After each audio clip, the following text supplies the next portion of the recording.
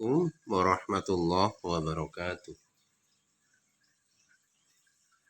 Pada bapak-bapak, ibu-ibu, hadirin yang berbahagia, perkenankanlah pada kesempatan kali ini saya akan menyampaikan hasil penelitian saya yang berjudul Analisis dan Optimasi Transmisi Manual pada Kendaraan Konversi Listrik. Pada penelitian ini saya dengan rekan saya Bapak Widiatmoko akan menyampaikan hasil penelitian saya.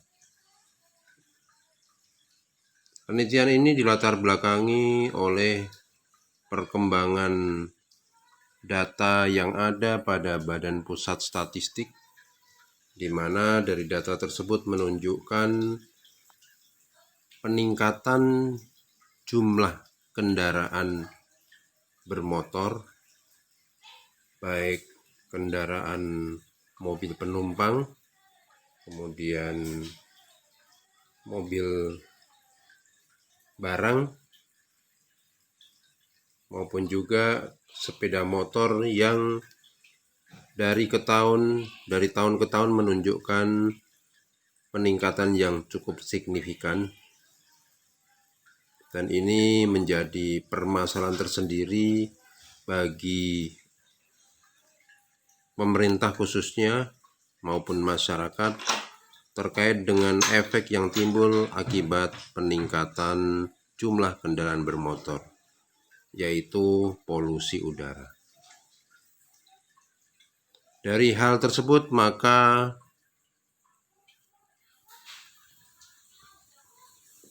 terdapat upaya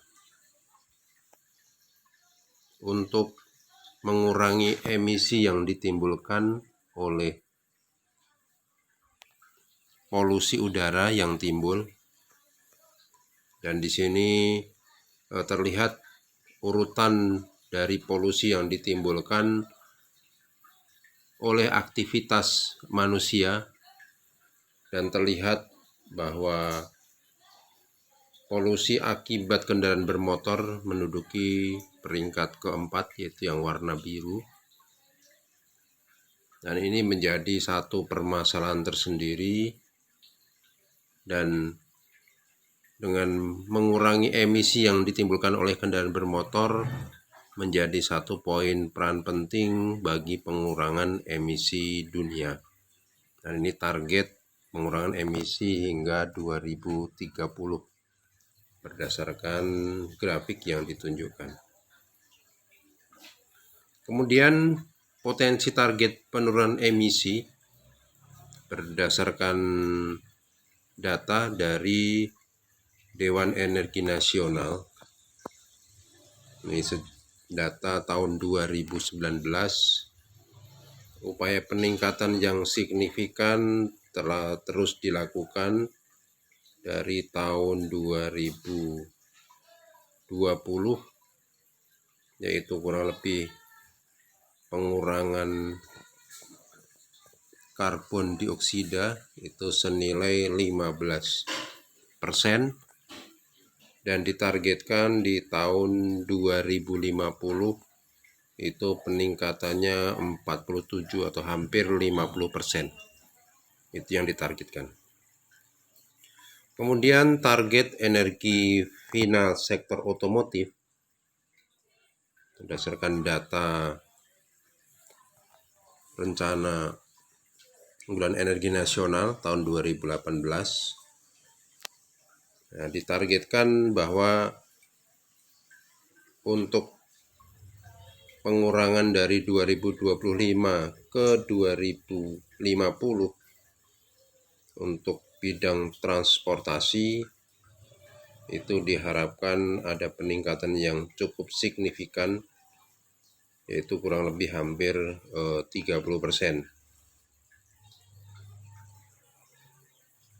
Berikut data yang disampaikan. Kemudian dasar yang utama terkait dengan penelitian kami yaitu keluarnya Peraturan Presiden nomor 55 tahun 2019, di mana Perpres ini mengatur tentang percepatan program kendaraan bermotor listrik berbasis baterai, yaitu baterai electric vehicle untuk transportasi jalan. Kemudian dari situ kami mencoba untuk mempelajari tentang aturan-aturan kendaraan konversi, yang pasti pengujian akan dilakukan. Jadi uji tipe berkaitan dengan standar nasional Indonesia. Jadi perubahan dilakukan untuk mencapai tingkat keselamatan pada kendaraan berdasarkan aturan dari Badan Standarisasi Nasional. Maka dilakukan beberapa uji kendaraan.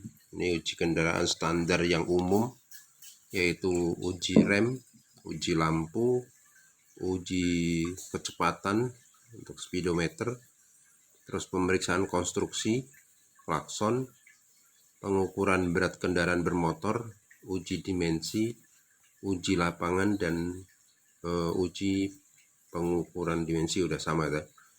Ini uji-uji yang dilakukan terkait dengan standarisasi nasional untuk uji kendaraan bermotor. Kemudian ini adalah roadmap dari penelitian kami, di mana fokus pada kendaraan listrik ini sudah ada 4 kategori pengujian, yaitu pengujian untuk transmisi, kemudian pengujian untuk power management, dan pengujian untuk steering dan brake. Dan kita masuk pada tahun 2020, yaitu pada pengujian drivetrain-nya untuk bidang yang kami geluti terkait dengan roadmap yang ada. Kemudian ini adalah konversi kendaraan yang sudah kita lakukan, di mana kita melepas engine dan menggantikannya dengan motor, kemudian ditambahkan dengan rangkaian baterai sebagai sumber energi listrik yang akan dipasang pada kendaraan. Kemudian tujuan dari penelitian ini yang lebih utama adalah menguji drivetrain pada kendaraan konversi listrik untuk mendapatkan 2 kombinasi perpindahan gigi yang optimal. Jadi tetap kita menggunakan kombinasi perpindahan gigi yang sudah ada pada kendaraan sebelumnya. Dan tujuan tambahannya yang pasti kita ingin menentukan spesifikasi kendaraan konversi dengan baik, menentukan kemampuan pengisian baterai dengan baik, menentukan performa motor dengan baik, mendapatkan nilai kepastian dari uji dan pengukuran center of gravity, dan mendapatkan nilai kepastian dari uji dyno test dengan berbagai variasi perpindahan gigi. Batasan masalah yang kita sampaikan di sini terkait dengan berat kendaraan konversi, yaitu sebesar 1011 kilogram. Kemudian tekanan ban yang digunakan adalah 40 psi. Kemudian koefisien gesek yang kita tetapkan adalah 0,02. Kecepatan kerja dari kendaraan range-nya antara 0 sampai 80 km per jam. Oke, kendaraan konversi listrik dijalankan dengan rute tertentu. Kemudian pengoperasian, kondisi normal pengoperasian itu dari gigi 1 sampai 5. Selanjutnya ini adalah spesifikasi dari kendaraan, yaitu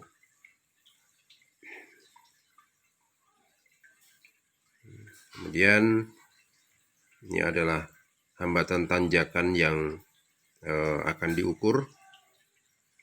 Selanjutnya adalah perhitungan traksi dan gaya, perhitungan daya listrik, Kemudian inilah tipe dan karakteristik dari motor listrik sendiri. Ini adalah multi gear transmisi.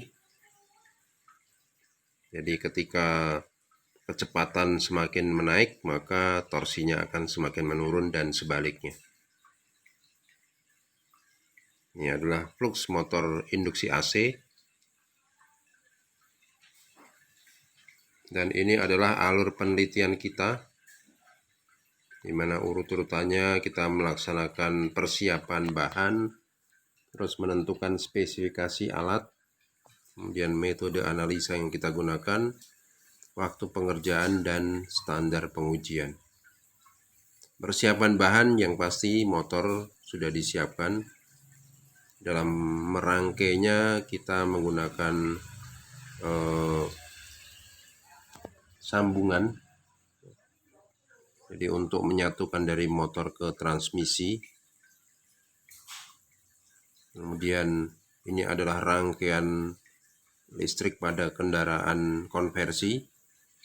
Ya, yang merah ini adalah baterai utama, kemudian ada baterai kecil yang direcharge dari baterai utama dengan mekanisme kerja dari kendaraan. Jadi dia akan recharge ketika kendaraan itu beroperasi. Ini adalah rangkaiannya.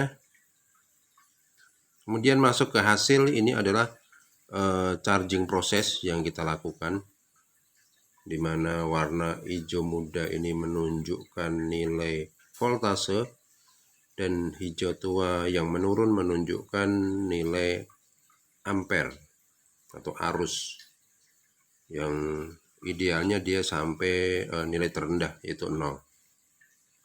Kemudian ini adalah pengukuran center of gravity-nya pada penelitian ini, yaitu ada penambahan berat motor seberat 43 kilogram, dan penambahan baterai yang kita berikan adalah seberat 45 kg dikalikan 6, yaitu seberat 270 kg. Jadi penambahannya hampir 300 kg.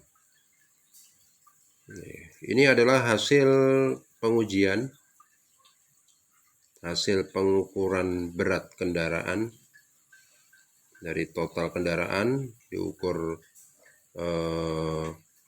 berat depan, kemudian sebelah kanan, berat depan sebelah kiri, terus berat belakang kanan dan kiri. Ini dilakukan.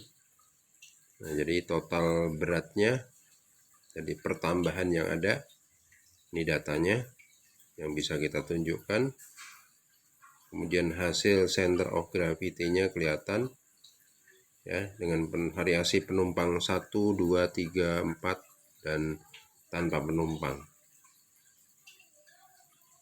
Oke, terlihat ya untuk center of gravity-nya. Berdasarkan perhitungan mengacu pada spesifikasi kendaraan, maka diperoleh nilai hambatan guling sebesar 20,22 Newton. Dan mengacu pada kendaraan konversi seberat 1011 kg, maka koefisien hambatannya adalah 0,2. Kemudian hambatan udara sebesar 720 Newton pada kecepatan 20 km per jam, maka hambatannya sebesar 904 Newton ya, untuk kemiringan 20. Mungkin ini datanya yang bisa kita lihat nanti. Ini adalah perhitungan daya menanjak, berapa kilowatt yang diperlukan oleh kendaraan. Ini kecepatan variasinya dari 20 hingga 80. Sudut kemiringannya ya, semakin tajam kemiringannya maka kecepatannya harus dikurangi. Ini perhitungannya. Ini traksi yang dihasilkan ya, perbandingan antara kecepatan dan traksi transmisi.